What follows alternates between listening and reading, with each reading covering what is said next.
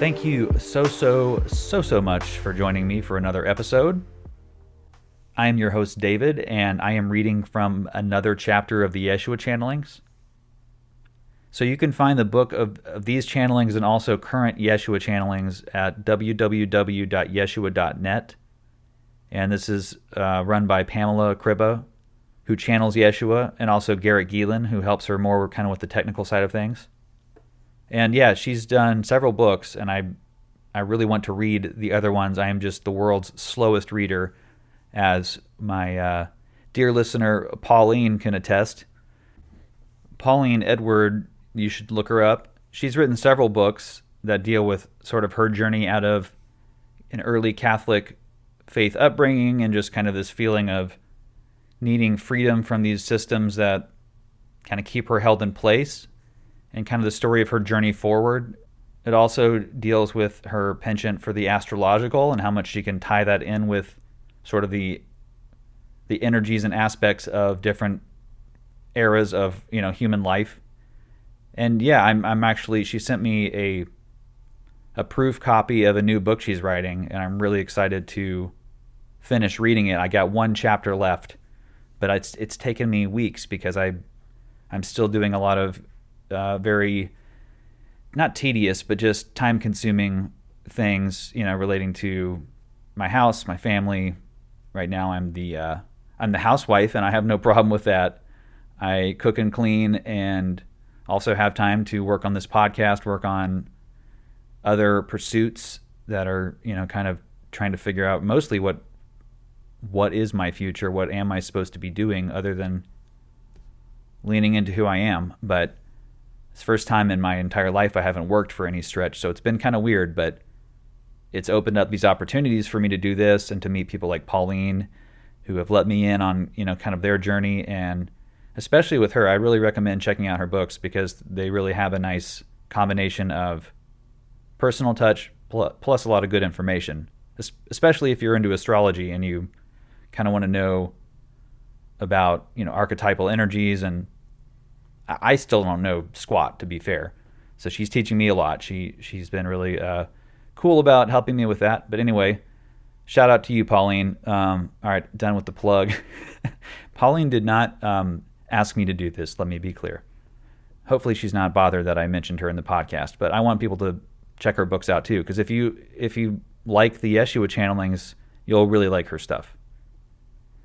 So on to today's reading. It is Letting Go of Your Birth Family, which is a huge one for me because I grew up a Christian with a lot of kind of old school Christian teaching and upbringing, and there was so much fear in my heart to disappoint my parents, my pastors, God, for so long that I basically knew pretty early on in my Christian faith that something was really wrong and that people weren't giving me answers, and my questions were kind of just being treated as hostile and opposing God, when I was just like, I just want to know how this works.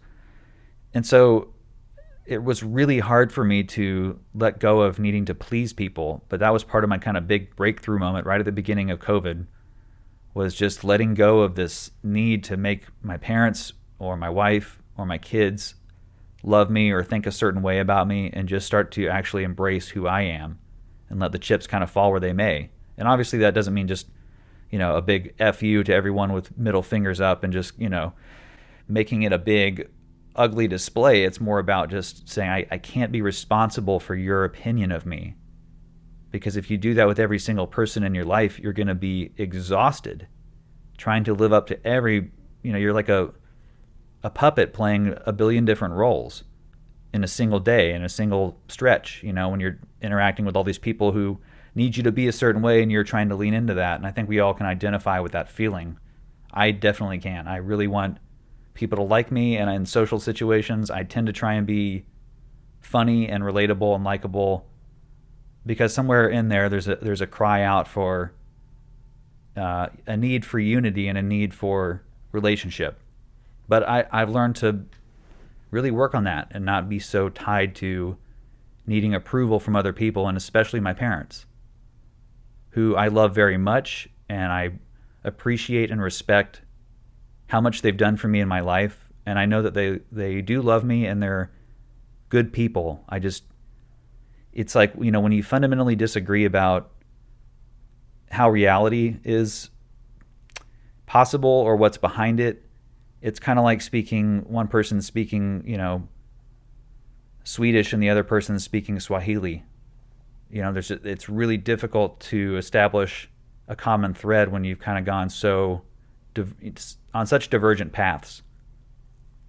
And they're still very devout Christians, and I respect that, and I'm not trying to change their minds. Although sometimes I do feel responsible for that, which Jeshua gets into here about trying to be the parents of your parent. That at some point, especially light workers, will feel this calling to teach their parents something, and kind of reverse roles, and how we don't need to do that. We can let go of this need to have our parents think of us in a certain way that wins their approval, or vice versa, any of that. We can love each other but disagree. We can have less common interests but still find the bonds and the unity of just gratitude for what we've been able to do in each other's lives, and how we've been able to be there for each other. This chapter isn't a big F you to parents, and kind of saying just tell your parents to screw off and go on your own way. It's really the opposite. It's just about reclaiming your power and not allowing others to control the expectations you have for yourself. That we're here to be autonomous, unique individuals and to express ourselves in very different ways, and that's okay. So here we go, letting go of your birth family. I hope you enjoy. Letting go of your birth family.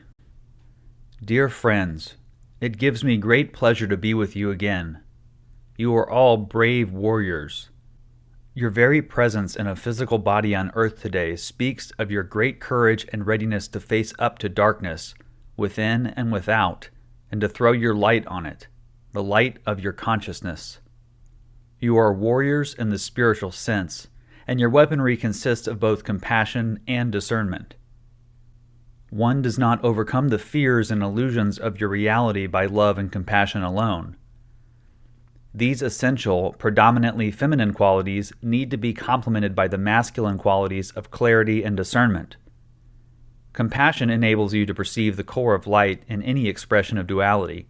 For instance, to recognize the light of someone's soul, even if their personality is full of negativity. Discernment makes you aware of the presence of fear and power-related energies in any such expression, and it enables you to distance yourself from it, to let it go from your energy field.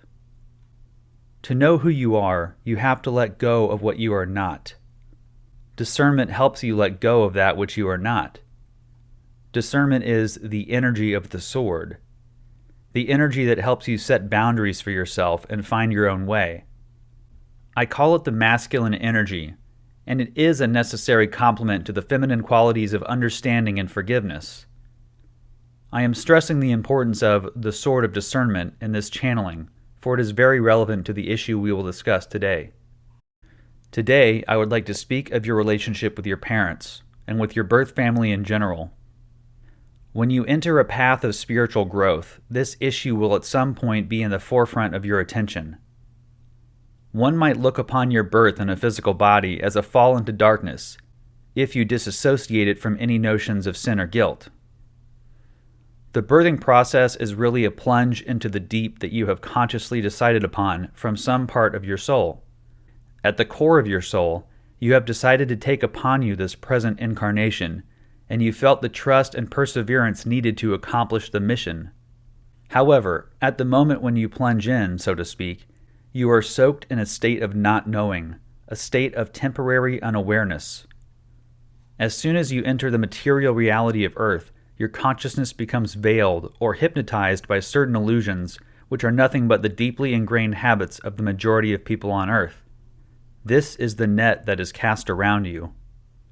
When you enter the Earth life, the memory of the other side is still fresh and alive, but you have no words to express it, no way of communicating the truth of it, the simple things like the unconditional love and safety that surround you everywhere you go.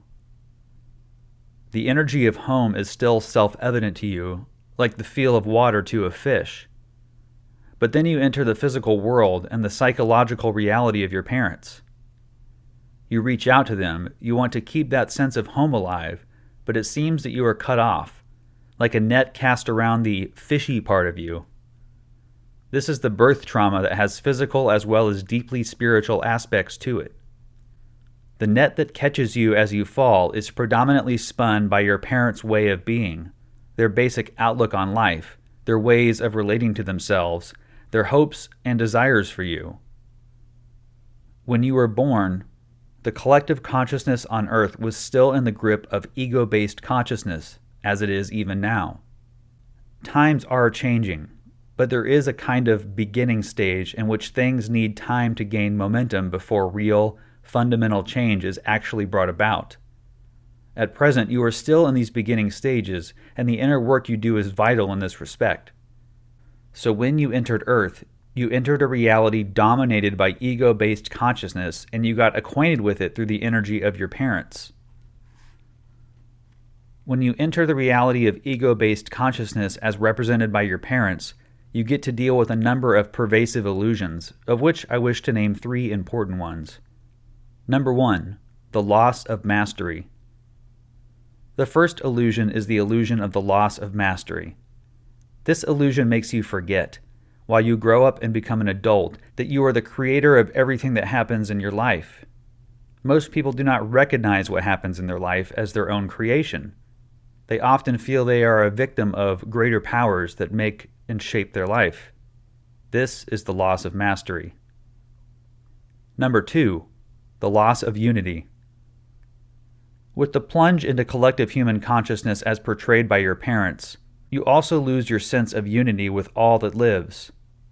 The basic realization of the oneness of all things is slowly filtered out of your consciousness.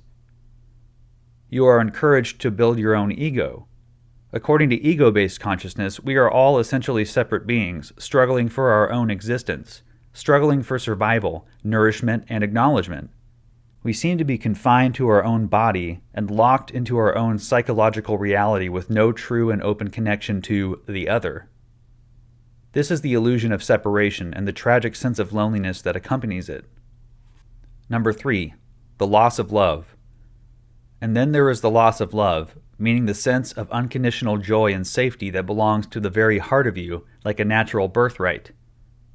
As you enter the earth plane on which the energy of love is not self-evident at all, you gradually start to confuse love with all kinds of energies that are not love, such as admiration, wealth, or emotional dependency.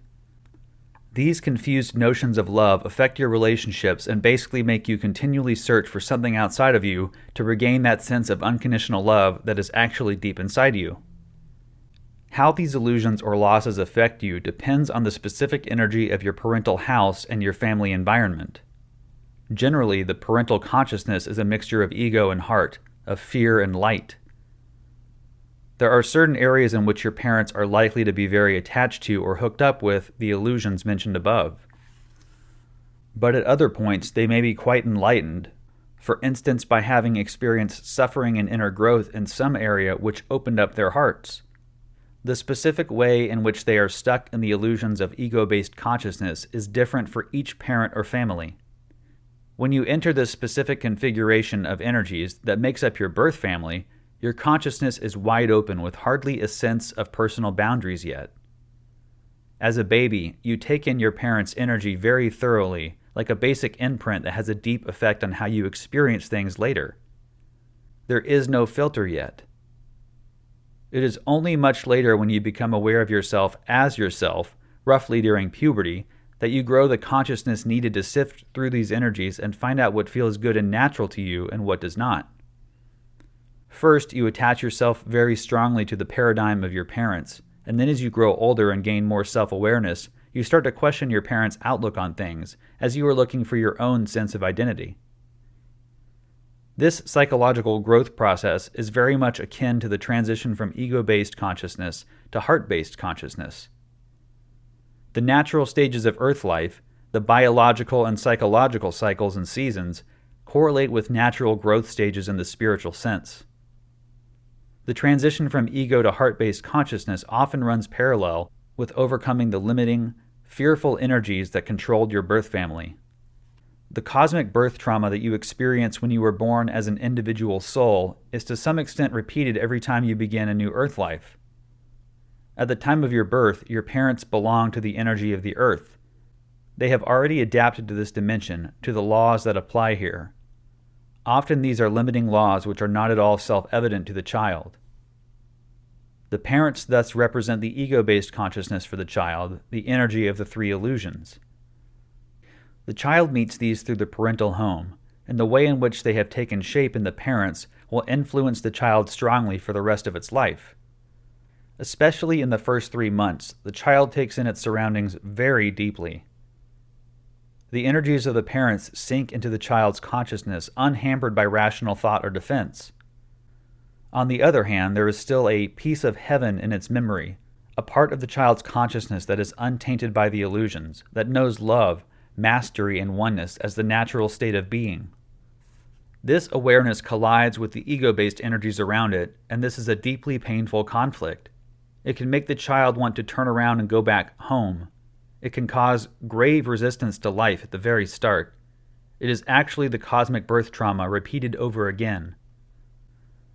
How does the child handle this collision or conflict of energies? Most often, it shuts down some parts of himself or herself. Some parts of the child's consciousness will go into hiding. The child will tend to comply with the energies of the parents, adapt itself to them, for it is wholly dependent upon them from the start. The child is in a very vulnerable physical state, and it has a great desire to be nurtured and loved by the parents. Its memory of the natural state of oneness, love, and mastery is actually the child's gift to the parents, but they are often unable to receive this gift once they have been veiled by the energy of the illusions. They are thus unable to truly receive the child. Parents have at some point been children as well, of course, and have gone through the same process. Parents do not consciously force their fears and illusions onto their children. However, as adults, they have unwittingly absorbed many energies of ego-based consciousness. At the moment of the birth of a child, parents often experience a temporary awakening. Watching this innocent little creature coming out of the womb, entrusting itself to the world, so open and vulnerable, stirs a deep sense of awe in almost anyone. This sacred moment opens the gates to home wide open in the parent's consciousness, and they unknowingly reach out to the divine core inside of them that knows unconditional love and oneness. They enter a sacred space for a while, and they feel who they are beyond the illusions. But often this is a temporary state of bliss, because afterwards things will settle down and get back to normal. Their ways of thinking and feeling will tend to fall back into the patterns they were used to, and thus the opening to heart-based consciousness closes down again. And what happens to the child that grows up? Most children choose to adapt so strongly to the parental frame of reference that they lose touch with their original soul energy, which they were still very much aware of in the beginning of their incarnation. In this first phase of life, until puberty, they are so involved in focusing themselves into this world and getting love and attention from their parents that they themselves forget who they are. How does this affect the child? The child has an unbridled longing for love and safety, and when it stumbles upon fearful, blocked parts of its parents' energies, it will be confused by them. It will experience pain and a sense of abandonment. But it will hide these emotions from itself, because they are too painful to fully realize when you are in such a state of vulnerability and openness. What the child will do is put on blindfolds and create illusionary images of love. To survive emotionally, it will allow itself to be confused by the false images of the parents, because if unconditional love is not available, conditional love seems better than none. The child will generally bend over backwards to get the love and safety it needs and remembers from home, and therefore it will mistake the wrong energies for love. For example, it will confuse love with a parent's pride in certain achievements or a parent's emotional need for the child. Whenever the child achieves something that makes the parents proud and the child is complimented for it, they may feel their heart open up from gladness that they are liked and appreciated. But if the parental pride is not from a source of genuine understanding of the child, it is not based upon what the child itself aspires to, but more on what society expects from the child, then the pride is really a kind of poison. The child is rewarded for living up to external standards, whereas love means that one gets in touch with the child's inner standards, what they want to achieve in this lifetime for themselves. When attention is systematically focused on outer achievements, the child will be fooled into believing that achievements equals love, and they will tend to grow a guilty conscience when they are not doing what is right, what they are supposed to do according to external standards. As an adult, they may become someone who does not recognize when their boundaries are crossed or when they are working too hard. They will simply find that they feel the urge to achieve all the time, not understanding why working hard has become an addiction. Another distortion of the true energy of love is when the child starts to confuse love with emotional dependency. Many children feel loved when they feel needed by their parents. They are actually filling a hole in their parents' heart, a hole that the parents have not taken care of themselves, and when the child steps into it, it offers itself as a substitute parent. It seeks to provide the love and support the parents are missing inside. In this way, it wants to please the parents and get the love it so sorely needs. But this kind of service is not love, of course. It is a dangerous entanglement of energies that will create a lot of difficulties later on in both the relationship between the parents and the child, and in the intimate relationships that the child will enter as an adult. Many parents have experienced a lack of unconditional love in their own childhood. They were not truly received by their parents either. This has left a deep-seated pain and a sense of abandonment in their being. When they have a child themselves, they embrace it with mixed signals. On the one hand, there is genuine love in them, but on the other hand, there is the subconscious need to make up for the loss. Parents often try to heal their own emotional wounds through the relationship with their child. When they do so unconsciously, they use the child as a substitute parent. The child needs to give them the love they so sorely missed in their own childhood. When that happens, the messages, "I love you" and "I need you" get completely mixed up for the child. The child's energy will not be her own anymore because it will feel sucked up by the parent's need, and this being sucked up will actually feel good to the child. It will provide a false sense of safety, which by the time the child is an adult, will make her feel like she is being loved deeply by someone when her energy is depleted and owned by that person. She will feel loved and appreciated when she is stretching her limits to give the most she can. She will interpret emotional dependency, even jealousy and possessiveness, as a form of love, whereas these energies are diametrically opposed to it. This tragic loss of self is born from the association of love with need. So far, I have stressed that when you come to Earth as a child, you are submerged into an ocean of forgetfulness, a net of illusions that at first seem to tie you down very thoroughly. However, from the soul level, you consciously allow yourself to be led astray. Deep down inside you, when you incarnate on Earth, you trust that you will find the solution and the way out.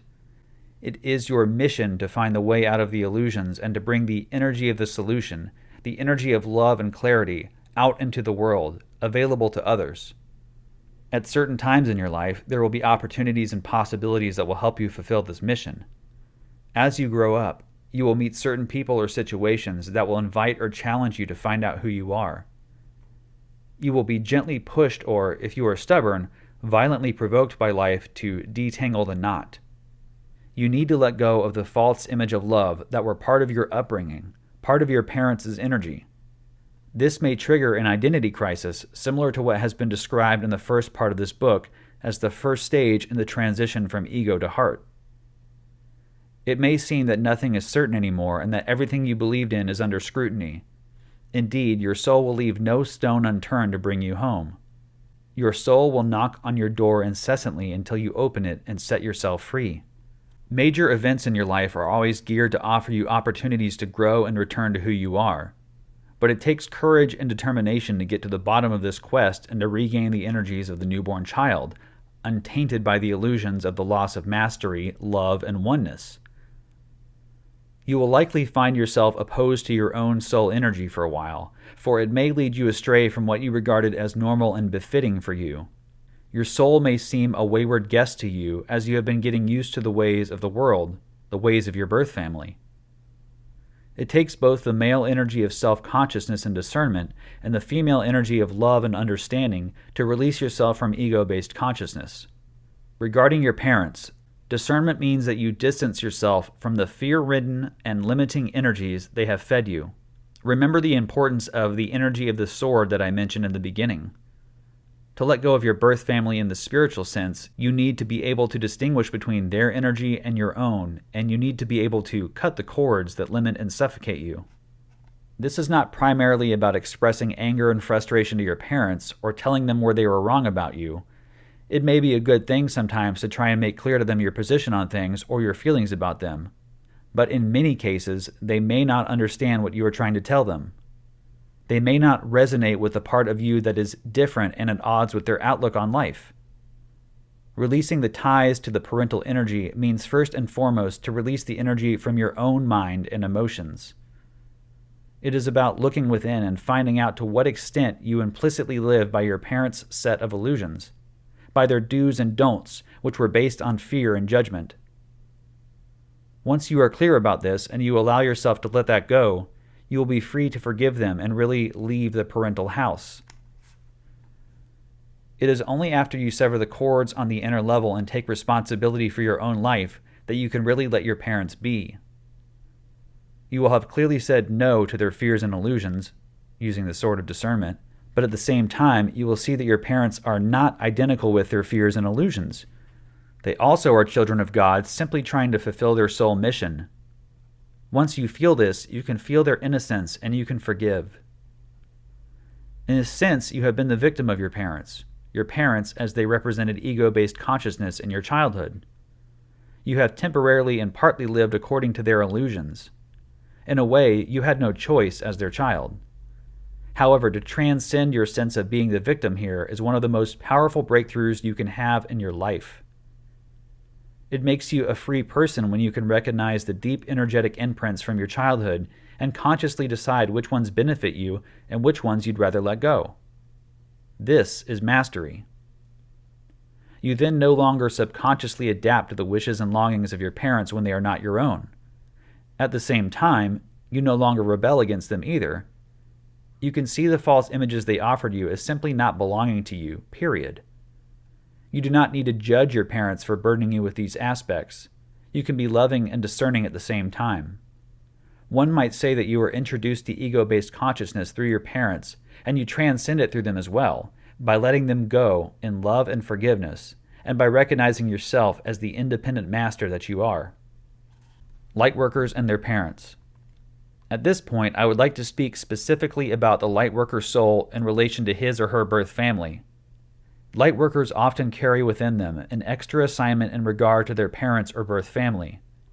When they come to Earth, lightworkers have the specific intention to awaken, to set themselves free from ego-based consciousness, and to plant the seeds of Christ consciousness on Earth.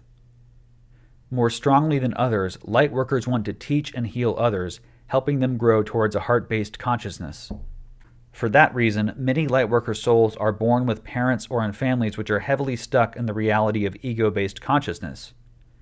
Because it is their intention to break open stuck and rigid energy patterns, lightworkers are drawn like a magnet to problem situations in which the energy is stagnant, like a dead-end alley. The lightworker comes in with a different awareness, a certain spiritual sense which makes him or her different, not fitting into the family's expectations or ambitions. The lightworker child will somehow, by what she radiates or expresses as her truth, challenge the family's basic assumptions about life. She almost instinctively will do everything to get the energy moving and flowing again. While the lightworker soul thus wants nothing more than to be of service to the parents and the family, they might look upon her as the odd one out, even as the black sheep. When the inner beauty and purity of the lightworker child is not recognized as such, she will often temporarily get lost in emotions of loneliness and even depression. When they start their incarnation, lightworkers have the confidence deep down that they will find their way out, that they will overcome the limiting energy of their birth family. However, when they are actually born on Earth and grow up, they are exposed to the same dilemmas and confusions as any other child. In a certain sense, they experience this confusion more deeply and more intensely. Because they are spiritually aware souls who are often older and wiser than their parents, they are very much aware that something is not right about the energy of their environment. On the inner level, they clash head-on with the parents' energies, not understanding or resonating with their mindset or behavior. This clash causes great distress inside of them, gentle and sensitive as they are. They have to find a way to survive emotionally, coping with the fact that they both love the parents dearly and are very different from them. This causes a lot of psychological problems in lightworkers, ranging from loneliness, insecurity, and fear to addiction, depression, and self-destruction. Thus, your journey to Earth and to places of darkness where the energy is stuck and hostile is not without risk. It is a dangerous mission. Don't forget why I call you brave warriors. It is for this reason. You are like pioneers who venture out into strange and unknown territory. There are no signposts or markers. The environment in which you start your journey is inhospitable and does not feel like home. You will have to create the energy of home for yourself, with only your own feelings and intuition as your compass. As a lightworker, you are a pioneer who wants to break the barriers of old and stifling thought patterns and release the energy stuck within. You are almost always the first one in your environment to do so. You do not meet your soulmates until later. It is the struggle by yourself that marks you as the true warrior that you are. You will have to find the way out by yourself, and once you have done so, you will attract like-minded spirits into your life, people who reflect your awakened state of being. The solitary struggle you all have to go through to discover your light is the heaviest burden for you. On the soul level, you have chosen this path consciously, but to live through it as a child of flesh and blood is a painful thing that wounds you deeply. I urge you to feel and recognize this pain in yourself, because only by connecting to it can you transform and release it. Once you know that wounded child inside that took the cross of alienation upon its fragile shoulders, you will get to the core of your burden. When you get to the core, the solution is nearby. You only need to embrace the pain of that child with a pure and deep awareness. From this awareness, an energy of compassion and deep respect will reach out to the child. You will lift the cross just by being with yourself and truly loving and cherishing that part of you that is different. This is how you bring the child home and fulfill your mission as the pioneer that you are. Resolving family karma. The lightworker's assignment in regard to their birth family is to become who they are. In doing so, they accomplish their mission. It is not their task to change their family. It is not your job to change anything outside of you. You are not here to make the world a better place. You are here to awaken yourself. And yes, when you do so, the world will become a better place, because your light will shine upon it and bring joy and enlightenment to others as well. But do not focus on the world, whether it is your family or any other relationship you enter. The real work is to let go of all those bits of ego-based fear and illusion that you yourself absorbed so deeply as a child. Getting to know these energetic imprints, which partly created your personality, and releasing the parts of it that do not belong to you is a challenging and intense process. It is about peeling away all the layers of the onion. It is about being born a second time. By stressing the profundity of this inner process, this second birth, I do not mean to discourage you. On the other hand, I would like you to have deep respect for yourselves. You are the bravest warriors I know. You are pioneers who, by kindling your own light in places of darkness and hostility, pave the way for a new consciousness on earth. It is not your job to kindle the light in someone else's heart. It is up to them if they do so. You may offer a spark, you may set an example, but in no way are you responsible for anyone else's awakening. This is important to stress, especially with regard to your birth family. You often feel instinctively as a child and more consciously as a grown-up that you have to save your parents from their fears and illusions. Moreover, you think that you have failed in this assignment. You feel that you have not truly been able to help your parents in the way you had envisioned. This line of thought rests on a mistaken perception of what helping really means and what your assignment is with regard to your parents. In reality, the situation is this. From your birth onward, you begin to absorb your parents' energy very strongly as if they were your own. You cannot easily distinguish anymore where you begin and they end. Because you absorb their fears and illusions as well, you get intimately in touch with their emotional burdens. These burdens may have been passed over to them through several generations on either side of the family. There may be a karmic aspect to it, meaning that the same issue gets repeated over and over again until the spell is broken. This you may call family karma. There may be issues relating to an unbalanced male or female energy, energies resulting from old slavery traditions, issues pertaining to certain illnesses, etc. This kind of karmic burden is solved when the energy stuck inside of it gets released and thus is not passed along to the next generation. Family karma is resolved when at least one member of the family breaks the link by setting herself free from the emotional burden that she absorbed from childhood and that may even be in her genes. The family member who breaks the spell does so first and foremost by helping herself. It is about being focused on your own inner growth and expansion. This growth and expansion has an effect on the energy of the family. It opens up the possibility for members of that family to find the way out as well. The lightworker who has freed himself of the emotional dead-end alley provides an energetic trail for others of his family. This he accomplishes by his inner work and what he radiates because of that, not by actually trying or even pushing others to change and move forward. What she offers her birth family energetically is the possibility of change. Her energy mirrors the possibility of change to them, and that is all she needs to do. Whether the family members pick up on this trail is entirely up to them. Never are you responsible for, nor is your spiritual mission dependent upon someone else's decision to change or not. You may have freed yourself of the karmic burden that your family saddled you with, and be ridiculed or rejected for it by your family, and yet your mission will have been entirely successful. You will have crushed the hypnotic hold that karmic patterns can have over a family line, and if you have children, the emotional burden will not be passed along to them. This is what your soul mission is about. Imagine you are living in a valley which is quite barren and dry. All of your community tells you that you cannot get out of this valley. It is all there is. You seem to be the only one to remember that there are much more lush and fertile lands than this. So after a lot of consideration, you decide to try your luck and climb out of the valley. The climb up takes a tremendous amount of strength and energy. Not only is the road very steep, there are no road signs or marks to hold onto either. While you are climbing up, you leave a track behind you. At some point, you come up out of the valley and the landscape that lies before you overwhelms you with joy and a sense of recognition. You knew there was something else out there that felt much more like home than your birth ground. Enthusiastically, you peer down and look for your family. You would like them to join you and marvel at this great vista. You would like to share your victory, but you can see no one down there, and when you notice some folks far off, they do not seem interested in your journey at all. This is what happens frequently to lightworker souls.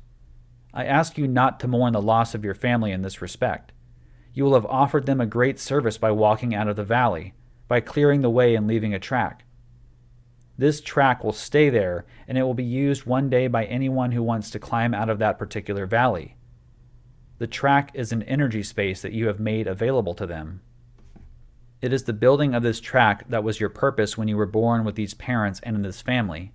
It is not your purpose to make your family go up as well or to carry them out of the valley on your shoulders. That is not your task. Whenever you try to figuratively drag your parents or family up that steep hill, you are hindering your own growth, and you will be disillusioned and disappointed. It is not the way of spiritual growth and alchemy. Those others that you love and want to share your light with may choose to live in the valley for another century or more. It is up to them. But one day, in their own time, they will uncover a little track that goes up and they will think, "Hey, this is interesting. Let's go up and try this. I'm not having a good time down here anymore." And off they go. They will start their own journey of inner growth, their own climb into the light. And isn't it wonderful? Isn't it absolutely precious that they will find marks along the way, a track for them to hold on to?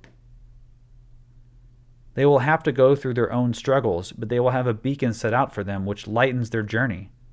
As a pioneer, you will have cleared the way through a wild and unknown territory, and the road paved by you will be used with gratitude and honor. To be really free and to regain your mastership as an independent spiritual being, you have to let go of your birth family. You have to let go of them not only as their child, but also as their parent. Let me explain this double bind. The child in you needs to let go of the hope that your parents will offer you unconditional love and safety. It has to turn to you for this, and you have to let it go of the angry, sad, and disappointed part of the child that feels betrayed by your parents. This is the child part. However, you also need to let go of the part of you that wants to be your parent's parent. It is typical of lightworker souls that at some point when they grow up, they start to feel like they are the parents of their parents. Because of their inborn desire to teach and heal and their developed spiritual awareness, they often see their parents' fears and illusions clearly, and they want to heal them. This may get you into a lot of struggle with your parents because your desire to help them is often intertwined with an unconscious need to be recognized for who you really are. In other words, the wounded child speaks through you when you try to help your parents, and it is a recipe for disaster when you try to help others through the wounded parts of you.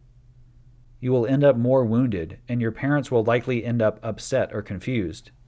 To let go of your parents means to let go of any desire to change them. You have to understand that it is not your task to lead them anywhere. Your mission is to deal with your own path. That is all.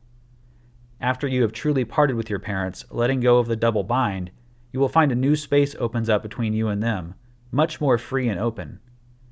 If they are still alive, the relationship with your parents may become less strained, as the energies of reproach and guilt will have left the scene. On the other hand, you may feel you do not want to visit them so often anymore. There may simply be a lack of common interests. In any case, you will feel more free in this relationship, setting your own course through life without the need for approval by them or the tendency to get angry and upset if they do not agree with you. In your life, you may now get in touch with people who belong to your spiritual family. Your spiritual family has nothing to do with biology, genes, or heredity. It is a family of kindred souls. Often you know them from past lives in which you bonded through friendship, love, or a shared mission. It is very easy to get along with them, for you share an inner likeness. You belong to the same family. It is a kind of homecoming you experience. What made you feel different and lonely among other people first now becomes the foundation of your connection and mutual recognition. Bonding with your spiritual family is a true source of joy in earth life. The key to allowing it into your life is to find your own way out of the valley and to recognize the light within.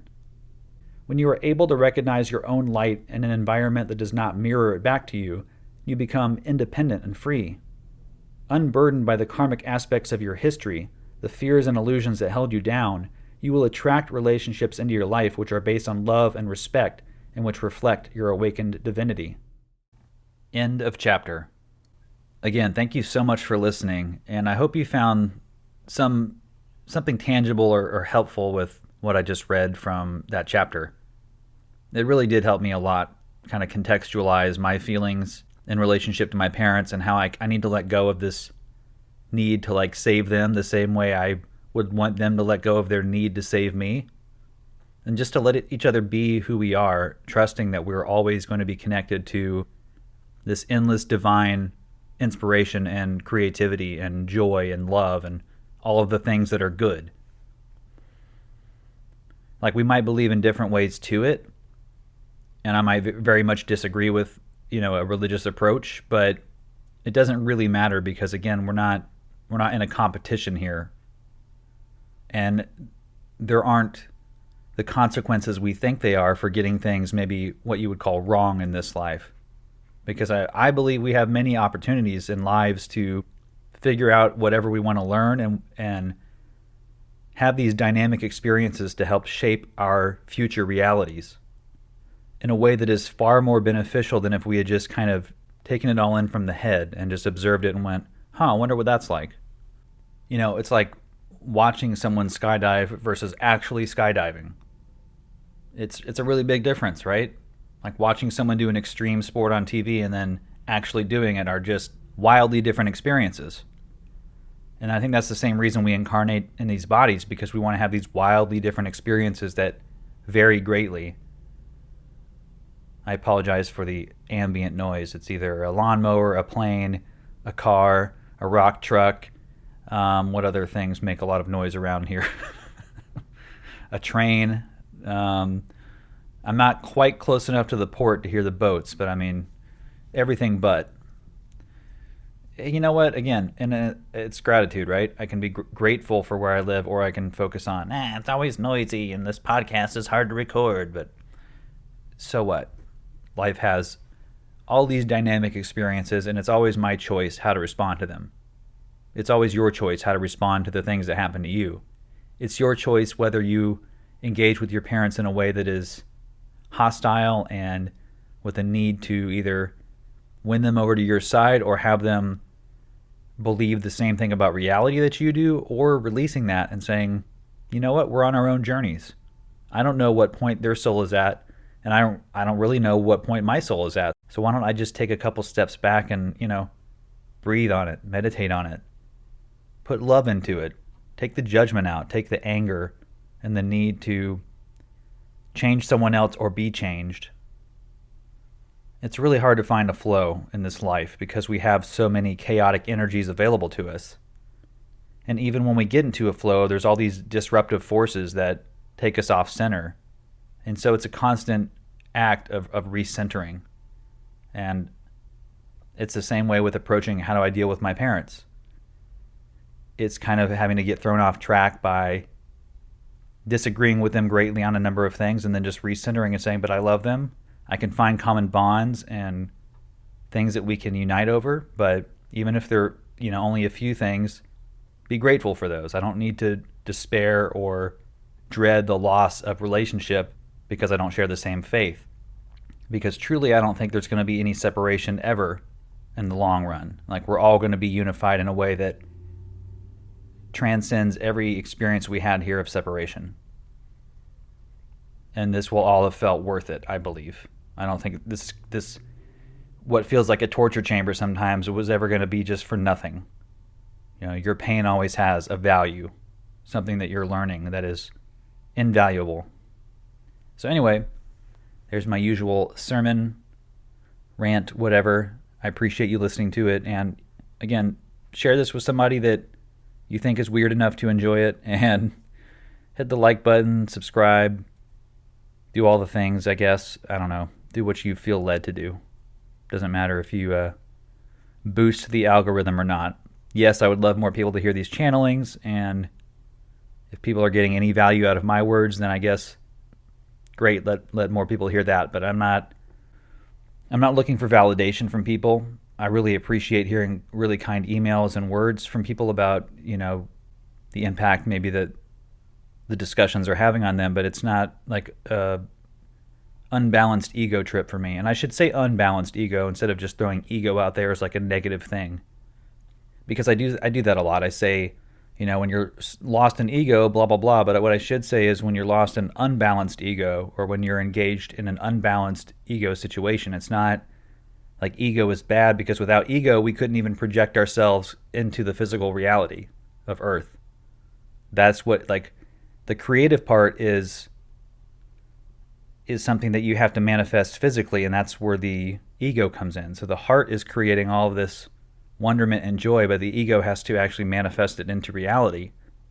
And you can see how you can become unbalanced either way, where you're so caught up in the creative and the higher realm, sort of, you forget to be a human and take care of yourself or do basic things, or you can be so wrapped up in ego that everything's about you and doing things perfectly and having them all in the right order for yourself. So it's all about balancing ego and balancing heart and finding a middle way, right? Finding a center point where we don't need to be on either polarized extreme and thinking in terms of judgment and separation and othering. All right, well, I think that's just about enough of me and my stuff. So yeah, you can email me, youhavethekeys639@gmail.com, and find me on the old gram at You Are the One You Seek. And again, thank you so much for listening, and I really hope that as we go through some really turbulent few months here, and hopefully not years, but at least months, hang in there and remember that you are love incarnate. Your very essence is expanding, boundless joy and love. You're just here expressing yourself in a very unique and particular form right now.